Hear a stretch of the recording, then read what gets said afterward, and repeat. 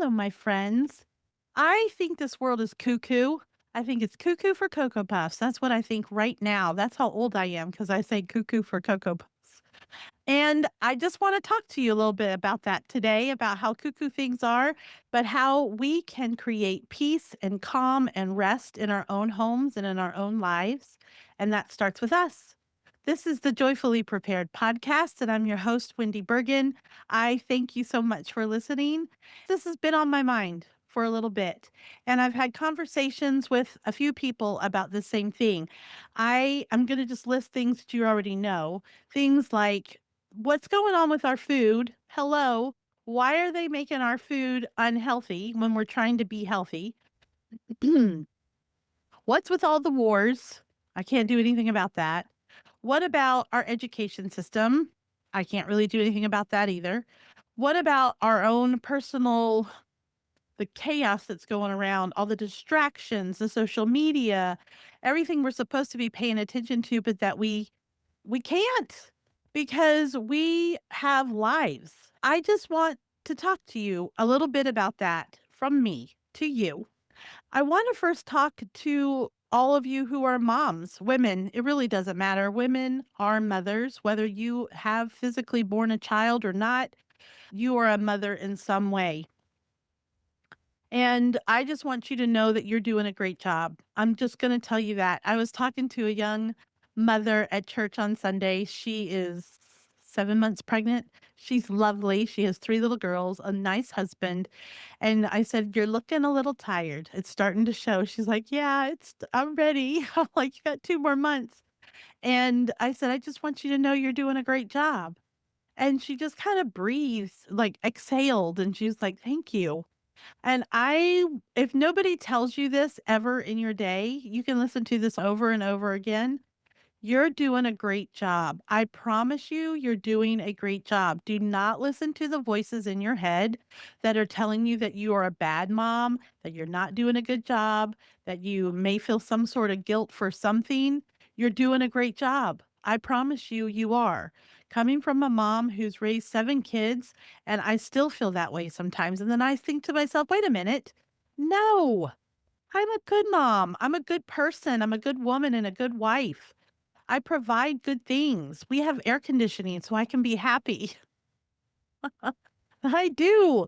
You know what I mean? If you're making sure your family is getting fed to the best of your ability, they have clean clothes, you're teaching them skills and chores, they have a place to sleep, they're getting an education to the best of your ability, you're doing great. I promise you, you're doing great.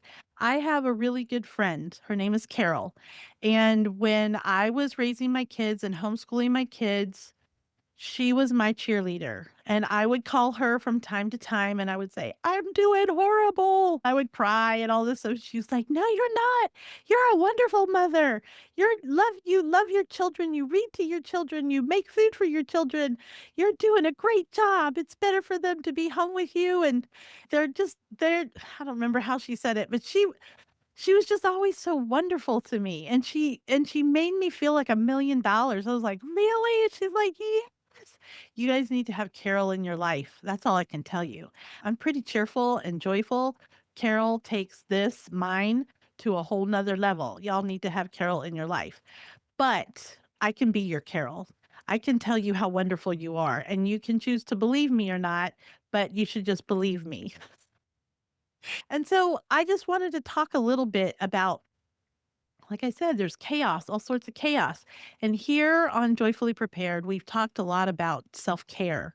We've talked about learning skills as a form of self care.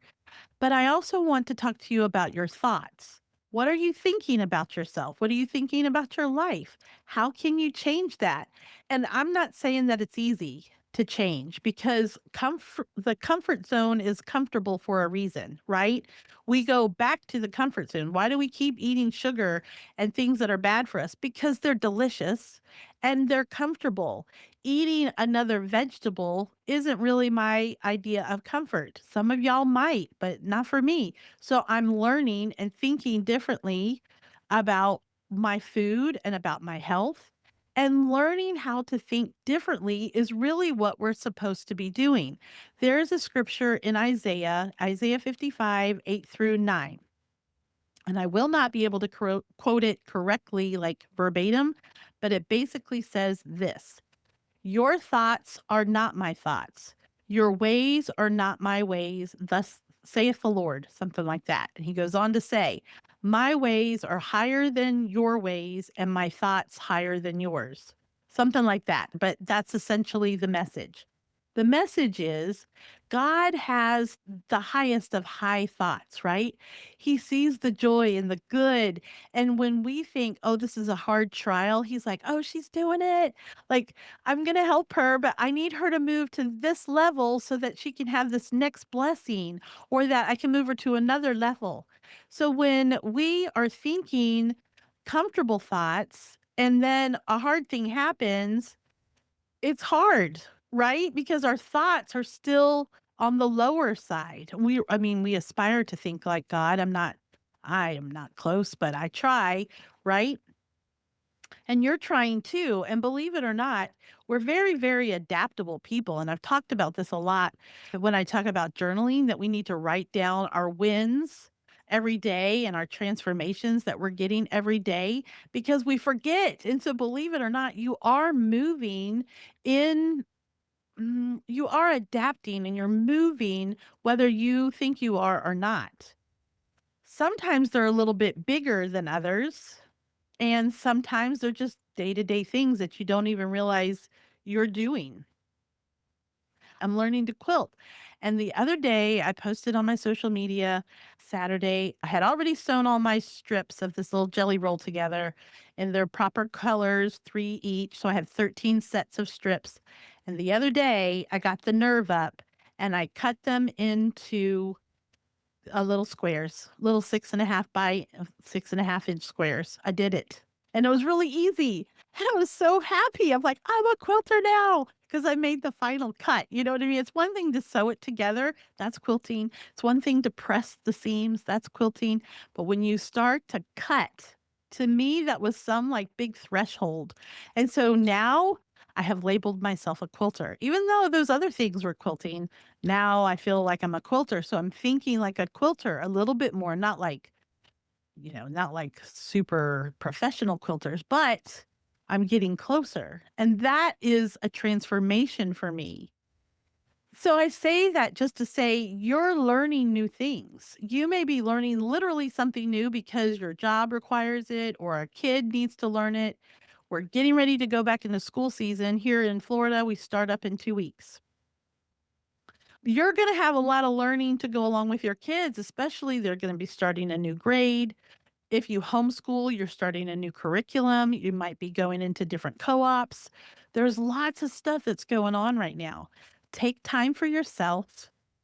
Take time for yourself. And you're like, there's no time for myself. Yes, there is. You don't have to get up before the kids get up, even. But there is time in the day that you can be by yourself and read good things and think good thoughts. You can pray, you can meditate, just breathe. Even if you just breathe, I promise you there is time in the day to do these things. If you have time to doom scroll on your phone, you have time to find some peace, some calm, and some rest. And you need that because your battery inside, your little spirit battery, it needs that refreshment. If you're not sleeping well at night, even more so during the day, just find a moment where you can close your eyes and breathe a little bit. I don't care if it's 10 minutes. Give that to yourself and maybe then widen it a little bit more. You can figure that out yourself. I'm just telling you, there is time in the day to do this. I promise you. And if you can't figure it out, ask God, and He will help you and He will guide you and direct you on how you can figure this out. And He will be able to give you His thoughts, His higher thoughts. He will be able to give you His thoughts so that you can do His ways. Your health. My goodness. I'm not going to go ranting right now about the food industry exactly, But I have a problem. I have a problem with it. I'm reading social media, these studies, articles, you name it, YouTube. What I don't even know who, when I say when they, I don't even know who they is, but they're putting all sorts of chemicals in our food products. I did a podcast back in April with Judith Horvath, and she's so articulate and wonderful. And she talked about how the food industry hired the scientists from the tobacco industry to go work for them, the food people, and to learn how much crunch do you need in your Dorito? How much spice do you need in your Dorito? How much salt do you need on your potato chips so that you keep eating and eating and eating all this processed food? And now we're finding out that all these fast food was never good, don't get me wrong, but now we're finding they're putting hormones into the food at these fast food restaurants. It's not actual full meat at some of these fast food restaurants. And then you start talking about the hamburger buns or the bread, right? And then you find out that white flour is so unhealthy. It tastes delicious. You can make really delicious things with unhealthy white flour, but you find this out that in the day, they stripped all the good nutrients and the bran and the fiber out of whole wheat flour.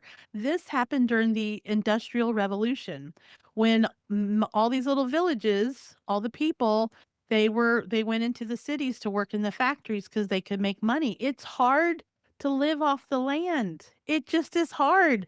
Anybody who does any kind of homesteading, farming, raising animals, growing a garden, y'all know, just growing a stinging little garden, it's hard. And so when they had the opportunity to go into these cities to make money working at factories, it became very, very unhealthy for many different reasons. But one of the many reasons is that the food was still coming into the city from the country coming in. But the flour that was being milled outside in the country, it was going rancid before it got into the city and sold to the people in the city. And so they stripped the flour of all the nutrients. So they took the fiber out, they took all these essential amino acids, minerals out of the flour. And so you have this white flour. Then people started getting sick. Why? Because there's no nutrition in white flour. So they put a few things in, and then babies were being born and they were sickly and found out that they needed to put different kind of vitamins.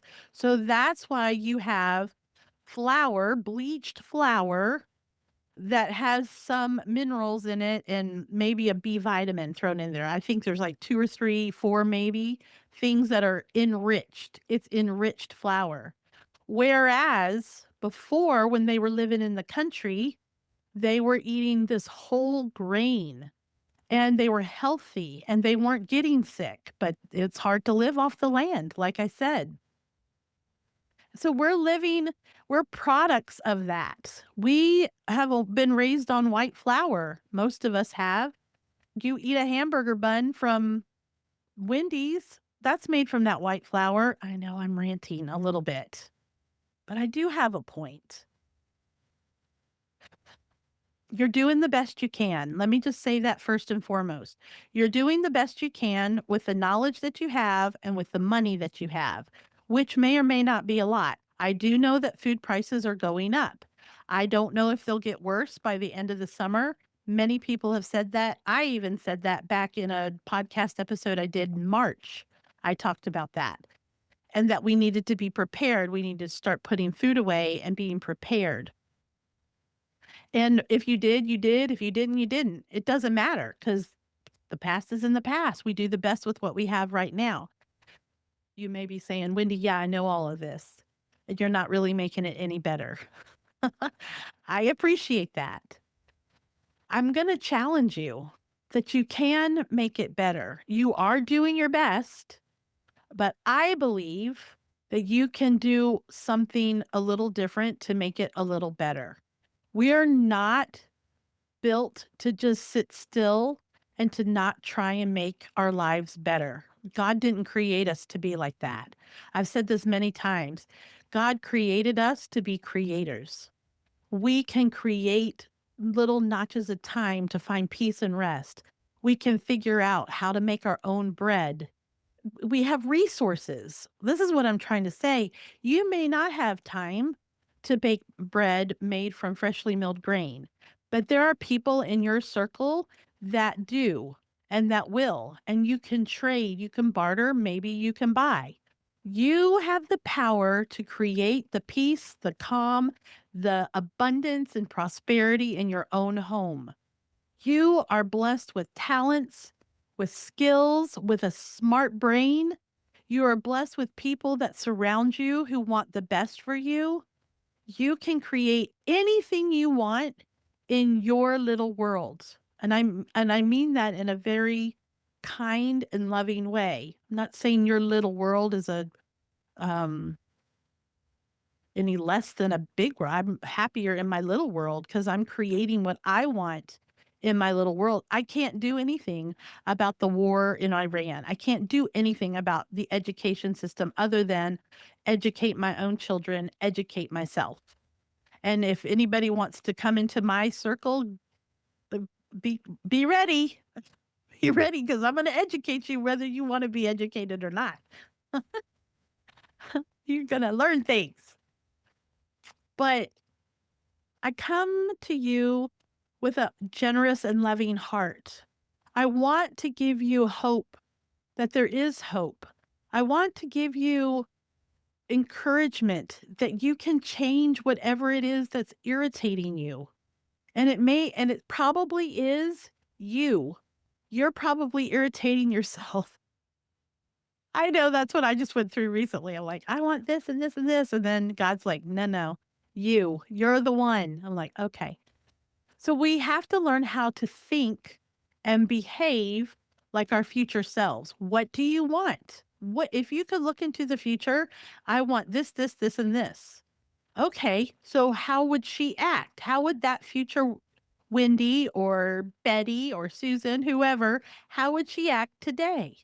Well, she probably wouldn't have a slice of cake. Okay. She probably wouldn't have two slices of cake. Okay. She probably would go to bed at 10 o'clock. She probably would brush her teeth more often. I don't know.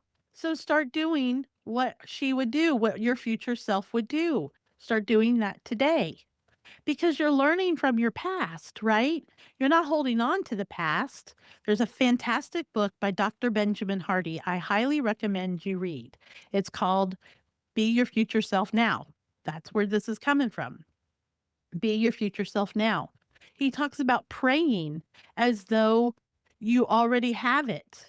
You pray the prayer that you already have it. You're working with God and you're praying that prayer.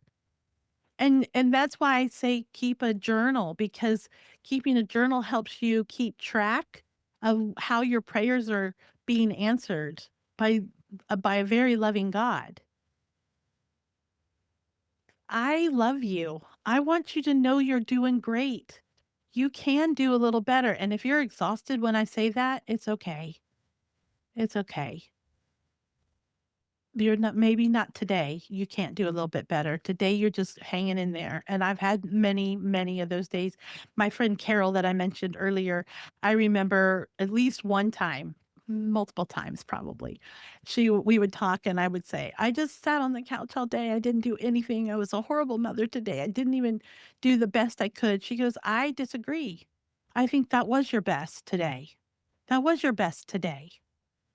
And I was like, how do you arrive at that conclusion when we've been taught that we have to do things in order to be good? Well, sometimes our bodies just need to rest. And sometimes that's just what we're going to do. We're going to put on Peppa Pig and let the kids watch it. We're going to feed the little kitty cats and then go sit back on the couch. That's what some days my body just is like, we're just not going to do much today. Okay. Okay. Everybody's getting fed, diapers are getting changed, not right now, but, and when I had that in my life, diapers are getting changed, they're all still alive. That's what we got. They may or may not have clothes on their bodies. We had many a day. Did you guys ever have a kid who got out the house when they were naked and ran around? I don't think we ever had one full blown naked. I think maybe diaper on. Anyway, that's what I want to share today. This podcast, Joyfully Prepared. The joy is most important. Prepared is important. I just feel like I need to put a little bit of hope in the world today with this podcast. That's why I'm here today. It's kind of a mishmash a little bit, but I hope it and it's a little bit of a ramble, but I just want you to know that you can hope. If you need to talk to somebody, reach out to me. I can talk to you and know that you're doing your very best. Your kids love you. They love you. I promise they do. The people that you love you the most. I promise. Okay, that's my message today. You are loved. I love you. There is hope in the world. You can create a peaceful, joyful, beautiful home. Think about who you want to become and start acting like her. Read the book, Be Your Future Self Now. I'll put the link in the show notes. And I hope you enjoy your day.